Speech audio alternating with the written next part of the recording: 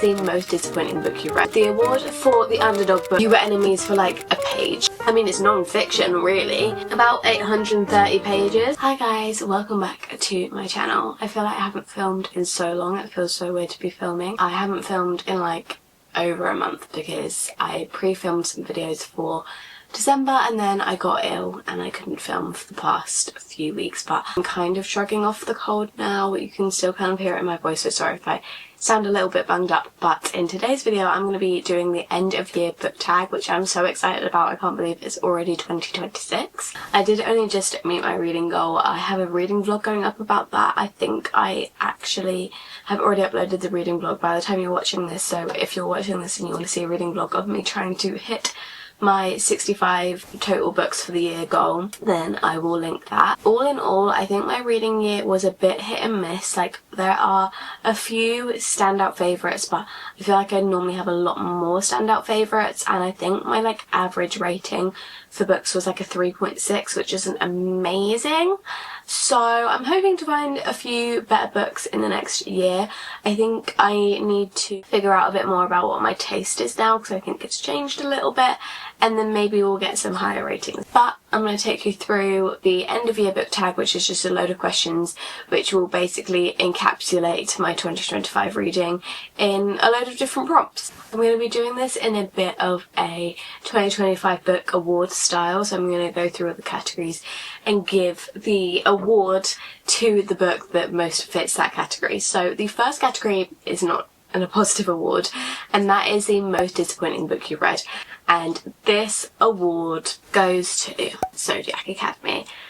I thought I was going to find a new series I was going to be absolutely obsessed with Zodiac Academy, and I didn't really enjoy my time at all. I thought the writing was not very good, and I can look past that if the plot is interesting. Like, I'm not saying like every book that I have ever loved has the most outstanding writing, because it doesn't. I didn't like our characters at all. Like, I don't know how a romance is developing there. I knew going into it like the names of who were going to be a romance, and I was just like, well, I don't want a romance to be happening there because this man is disgusting. And I don't know, maybe I'm too sensitive for a dark romance, and maybe it's just not for me, but I was really disappointed by it because I thought I was going to find a new read and I didn't. Next is an underdog book, and the award for the underdog book, which is basically a book which is not talked about enough, is Uncharmed. Oh, it's got hair on it. Uncharmed by Lucy Jane Wood. So this one is part of the Rewitched series. I've heard more people read Rewitched, but I don't know if a lot of people read the second one. I haven't heard a lot of noise about it. Talked a little bit about, but I think it's more talked about in the UK and not so much other places. It kind of gets swept under the radar a little bit. But these books are cozy witchy fantasies, follow different characters. So Rewitched followed a girl who owned a bookstore, and she was kind of trying to come in to her own with her magic so that she could pass a test that they have as witches on their 30th birthday, I think, to see if they've used their magic in a just way for them to continue to be able to have magic. And this one we follow Annie, who's a bakery store owner. She's a bit of a people pleaser. She lives her life with these friends who aren't very nice to her, and she kind of is a little bit lost in life, and she ends up taking in this young girl who is a witch who has powers, but she's not really sure how to use her powers, so she ends up taking her in and teaching her. They're such sweet books. I'm not really someone for a cozy witchy fantasy. I feel like a lot of them follow the same plot and I don't really care about them too much, but these ones I really enjoy. I think that they're the perfect amount of coziness with a good amount of fantasy and with a good amount of found family. They've got a little bit of romance, and I think they just have everything. And they're also really, really beautiful books. Next award is for overhyped book, and I feel really bad when I have to be negative, but I think that is Heavenly Bodies. This one I was so excited to read. I even have the special edition of it.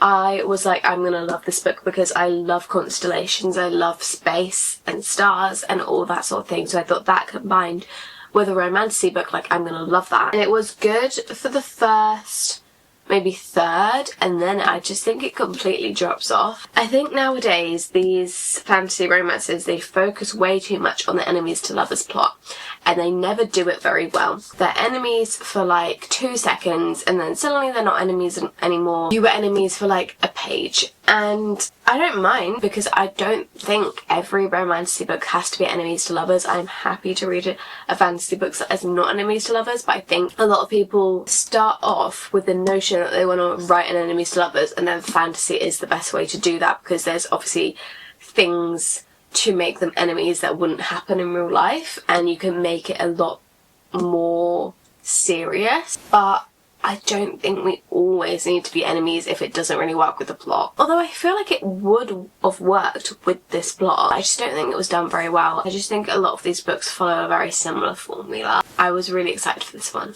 but I think it is a little bit overhyped. The next one is the most surprising book of the year. So this is one that either exceeded your expectations or really let you down. In this case, I'm very happy to say that it is one that exceeded my expectations, and that is Into the Wild. So Into the Wild is a very different sort of book for me. If you can tell by the other books that I've talked about, I don't read a lot of, it's non-fiction really, it's telling a real story.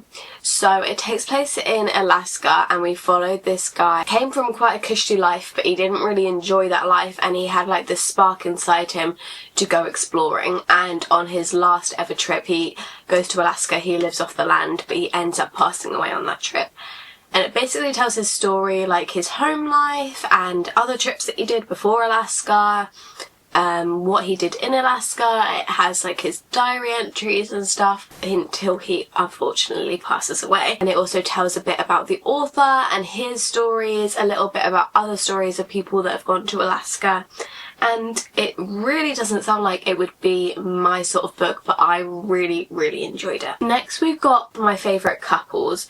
So I didn't technically read The Cruel Prince in 2025. I read The Wicked King and Queen of Nothing in 2025, but I started this right at the end of 2024. But I'm going to include it because I read the other books in 2025. In this book, we follow Jude Dwyer, who is a girl boss, and she is a human in these Fey lands, and they are very frowned upon. They don't like humans, and so she and her sister, who go to this school, get really bullied by the Fey people, and one of them in particular is Carden. And we follow them throughout their lives in the next 3 books. They never really see eye to eye, but they develop a little bit of a romance, and this one is pure enemies to lovers, because in this book there isn't even an ounce of romance. So I think this is the blueprint for enemies to lovers, and I just love them together, because I think he allows her to be a girl boss, and that is great. House of Earth and Blood by Sarah J Maas, or just the Crescent City series as a whole. I love basically every couple in the Crescent City series. If you didn't know,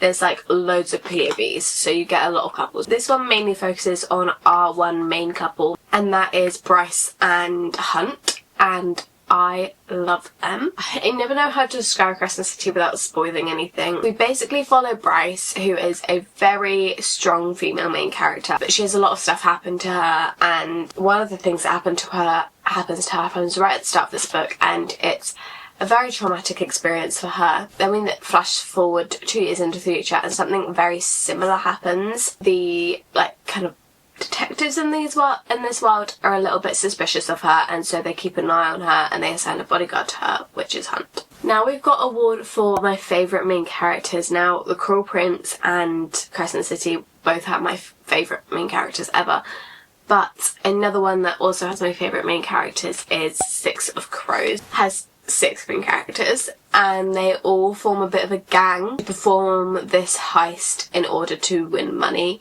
and so they all work together to be able to accomplish this, and they all have their own strengths, and they kind of form a bit of a found family. There's a little bit of romance in here as well, and I just love all these main characters. I think that it is so fun because they're all so clever and smart and have their own strengths in their own ways, and they all really complement each other, and I just love this group of people. The next award is for my favourite new author. I honestly haven't discovered many new authors this year because I feel like to be in this category I need to have read multiple books by them, and I've read like a lot of new authors, just one book, but the only one that I've kind of read a lot of books from is Penn Cole. And Penn Cole writes the Spark of the Everflame series, or it's called like the Kindred's Curse series. I read the 3 books that are out in that series this year and I enjoyed all of them.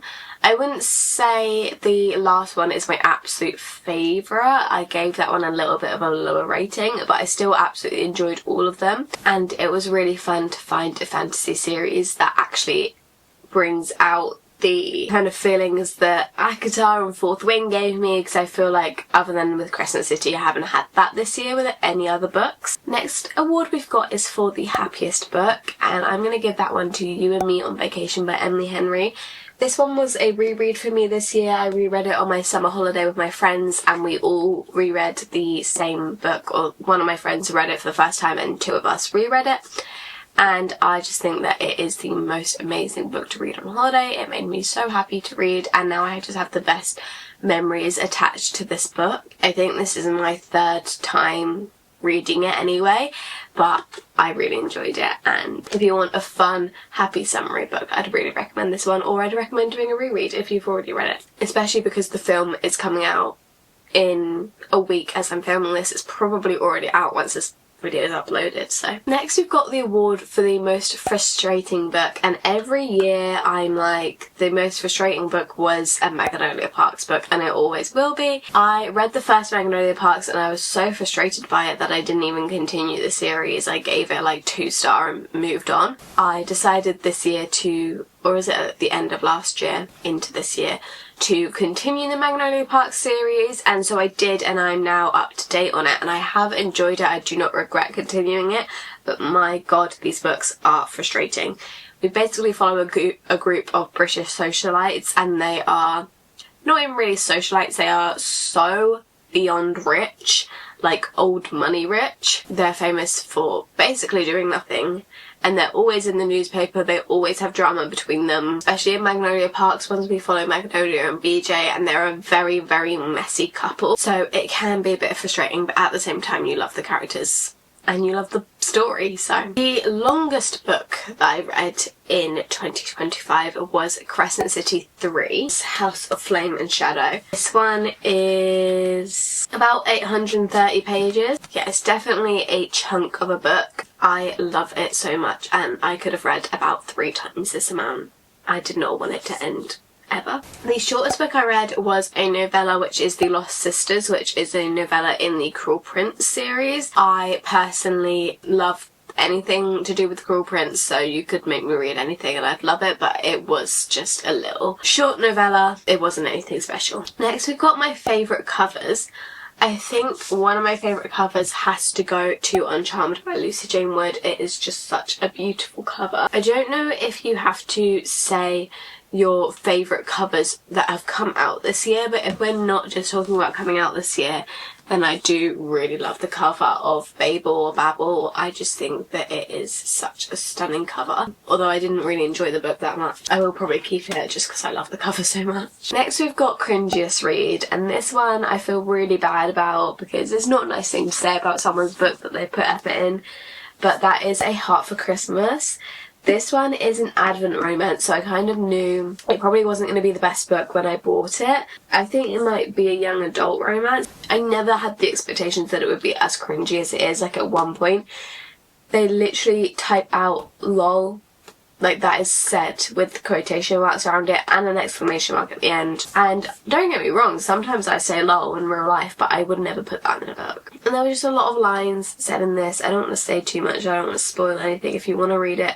But there was just a lot of lines said in this that I was just like, that is very out of pocket thing to say. The highest rated on my Goodreads is Sunrise on the Reaping by Suzanne Collins, and I gave this one a 5-star, so I definitely agree with it being the highest rated. Wow, this one has a 4.51. That is very high, and I definitely agree with that. I absolutely love this book. It definitely tugs at your heartstrings, but I think this is one of my favourite Hunger Games books, which is obviously saying a lot. The lowest rated was A Heart for Christmas. I have to say, guys, this was quite a shockingly bad book, and it seems a lot of people will agree. 2.88 on Goodreads. I think that has gone up, to be fair. But yeah, all the reviews I'm saying is like 1 star. The award for my favourite quote, I'm pretty sure went to Uncharmed. I just need to find it. It says, "You're too good to be tethering yourself to people out of fear instead of love." And it's quite a simple quote, but I just really loved that when I read it, and I had to take a picture of it and post on my Instagram,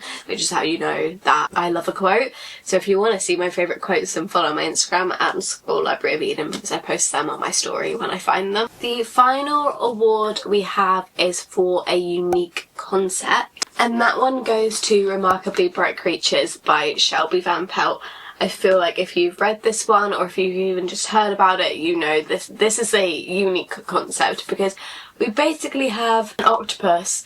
He can't talk, but we're in his point of view. So he's got a consciousness, well, obviously all animals do, is speaking to us in this book. We basically follow this woman who lost her son, and her son went missing and is presumed dead, but this octopus at the aquarium that she works at seems to have figured out what has happened, and he's kind of trying to tell our main character what's happened. And those are all the awards I have to give out to these books. Let's just quickly touch on reading goals. Well, my reading goal for last year was 65, and my reading goal for this year is also going to be 65. I was really toying with the idea of putting it down to 60 because I only just made it this year, but let's give myself a challenge. In terms of my goals in what I want to read, I touched on it earlier, but I want to find my reading style again, because I feel like I found my reading taste, and I was getting so many 5-star books in 2024, and then I kind of lost it a bit, and I think my reading taste has kind of changed, and so I want to get that back and figure that out again. That is all for today's video. I hope you enjoyed it. Please give it a thumbs up if you did. Comment down below any of your awards for the books that you've read this year. If you want to, you can subscribe and turn the bell on. You'll be notified every time I upload, which is every Sunday, always book related videos. And you can follow my social medias at libraryofeden on both TikTok and Instagram, and I'll see you in my next video very soon. Bye!